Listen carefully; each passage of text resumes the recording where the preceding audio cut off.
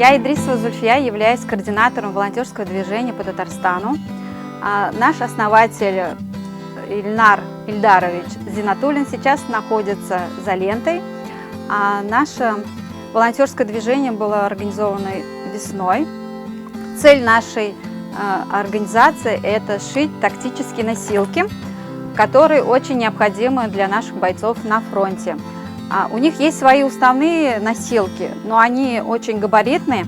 Наши же носилки очень легкие, весят 200 грамм, умещаются вот в такой подсумок, и они всегда мобильны.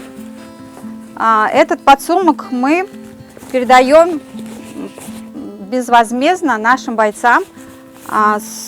Материалы закупаются на пожертвования наших неравнодушных граждан. Стропы нам помогает, оплачивает Москва, Людмила Сушецкая. В этом подсумке у нас идет носилки, эвакуационная стропа 10 метров с карабинами уже для эвакуации бойца, саперская кошка. Все это тоже изготавливается на деньги пожертвования наших граждан. Вот такая саперная кошка. В подсумке идут письма детей с пожеланиями для наших бойцов. И также мы ложим молитвенники на татарском языке и русские. Все это идет в этом подсумке, они мобильные, носят с собой. Единственное, что эти носилки, они одноразовые, к сожалению, потому что нет там условий для стирки. Бывает, что носилки уходят в госпиталь вместе с ранеными и не возвращаются. Помимо эвакуации больного, эти носилки могут использовать для переноски грузов. Эти носилки выдерживают около 300 килограмм веса. Также ребята носилки эти используют в виде полога, когда подземные воды выступают, чтобы в окопах не спать на воде, они натягивают носилки и в таком виде спят, отдыхают.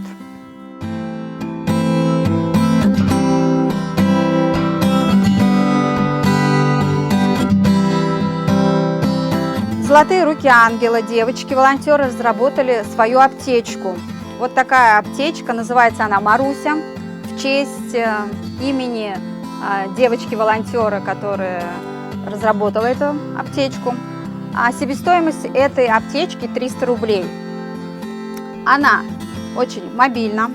Здесь убрали все лишнее, ненужное. Она отрывная. Перевязочный эластичный бинт, бинты, спасательное одеяло, спасательное, защитное, жгут, перекись водорода. Все необходимо. Да. Здесь есть карточка. Когда эвакуируют бойца, заполняется карточка маркером. Маркер не стираемый ни водой, ни кровью, ничем не стирается. И когда боец поступает в госпиталь, здесь по этой карте он уже видит, куда его доставлять, в какое направление. Отшиваем мы вот такие пятиточечники для наших бойцов. Шьется она из ткани Оксфорда, она непромокаемая. Здесь два отделения. Используется для того, чтобы боец не сидел на сырой земле. Также при обстреливании он может развернуть и ложиться на грудь. Наши ребята сохраняют свое здоровье.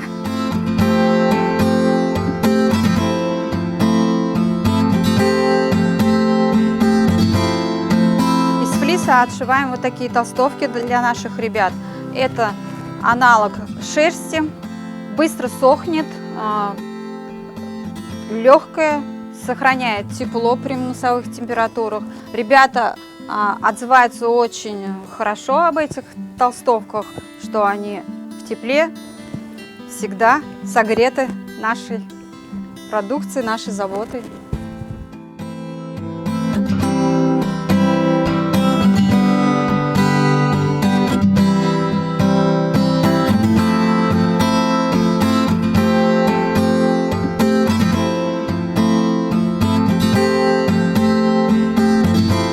У нас есть наш чат, где мы выставляем наш режим работы.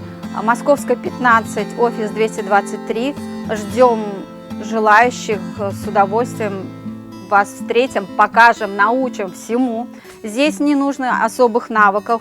Вы можете приходить и собирать стропу для носилок, нарезать для носилок стропу, для подсумков вот эти запчасти тоже можно нарезать.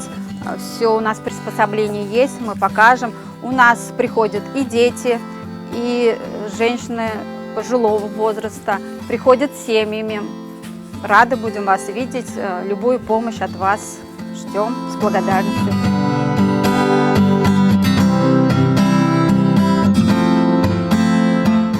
Ну, я с осени начала искать организации, которые помогают нашим бойцам.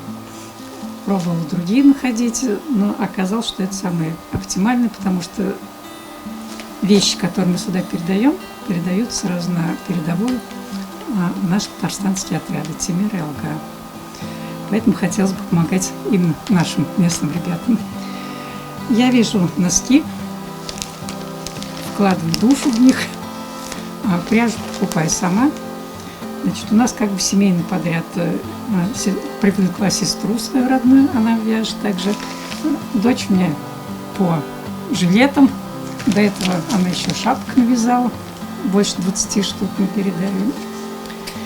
Но это носки чисто шерстяные, которые именно бойцам, которые воюют, отправляем. А также раненым, которые находятся в госпиталях. И кроме этого еще вяжем носки удлиненные, они как полугольфы из чисто шерстяной пряжи, под берцы. Там специальные к ним требования, они должны быть высокими и чисто шерстяными, чтобы ноги у них не мерзли. И еще хотела бы, чтобы их порадовать, ребят наших, кладу что-нибудь вкусненькое в каждый носочек. Орешки, конфетки, чтобы им было приятно. И письма пишу, благодарственные письма кладу. И молитвы. Освещаю сама все святой водой, окропляю и отправляю с душой, чтобы помогала им выживать в трудный период. Надо помогать всем миром нашим ребятам. Им там очень тяжело. Они находятся в опасности, вдали от дома. Вот мне из подъезда парни забрали 32 года. 29 декабря его забрали. Вот. Каждый раз я, когда выхожу из дома, прохожу мимо его машины. И все время говорю: жди своего хозяина. Ильдар его зовут. Мать с такой любовью эту машину от снега очищает. Она вот чище стоит, чем все остальные рядом. И, конечно, ждет его. Звонки оттуда бывают нечастые. Не разрешает пользоваться телефонами. И все время она ждет только этих звонков теперь. Ну и хотелось бы, чтобы они все живыми, здоровыми вернулись домой к своим матерям, к своей семье. Дай Бог им выжить в такой тяжелой обстановке.